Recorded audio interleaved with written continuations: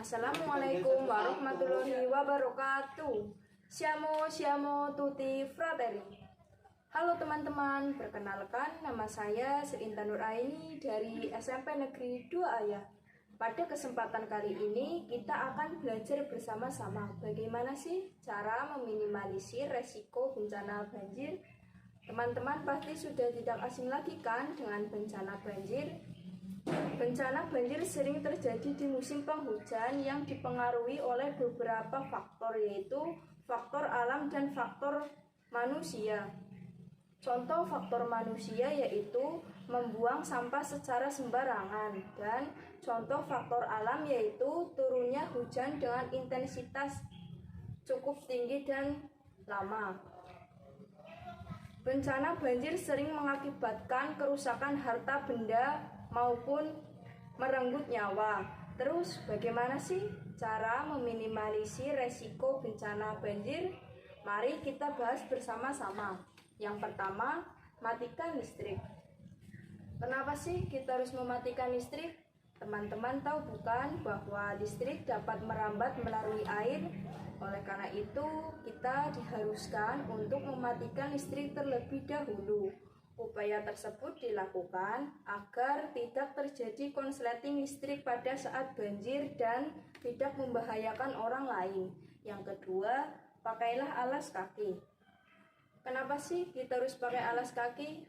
Teman-teman tahu bukan bahwa banjir dapat membawa berbagai macam binatang, kotoran, maupun bibit-bibit penyakit. Oleh karena itu, kita disarankan untuk memakai alas kaki di luar ruangan. Upaya tersebut dilakukan agar kaki kita terlindungi oleh hal-hal tadi. Selanjutnya yang ketiga, pindahkan barang ke tempat yang lebih tinggi.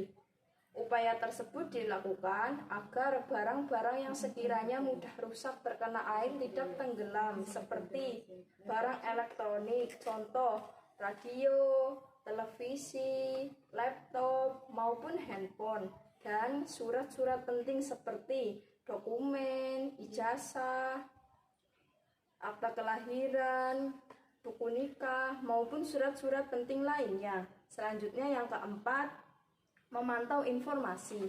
Kenapa sih kita harus memantau informasi? Supaya kita mengetahui kondisi banjir saat itu dan kita dapat mengerti sebaiknya kita mengungsi atau tidak. Jika banjir mulai menggenangi permukiman, sebaiknya kita mengungsi ke tempat yang lebih tinggi. Jika banjir mulai surut, sebaiknya kita tetap di rumah. Selanjutnya yang kelima, jika mengungsi bawalah barang yang penting saja. Barang yang penting yang dimaksudkan adalah barang yang sekiranya kita butuhkan saat pengungsian, seperti obat-obatan, makanan, baju secukupnya, selimut, dan surat-surat penting seperti ijazah, akta kelahiran, kartu identitas diri, maupun surat-surat penting lainnya. Selanjutnya yang keenam, jika terjebak di dalam ruangan, tetaplah tenang. Tenang pun dimaksudkan agar kita dapat menghubungi kerabat, orang tua, maupun petugas. Upaya tersebut dilakukan agar kita dapat meminta pertolongan maupun bantuan.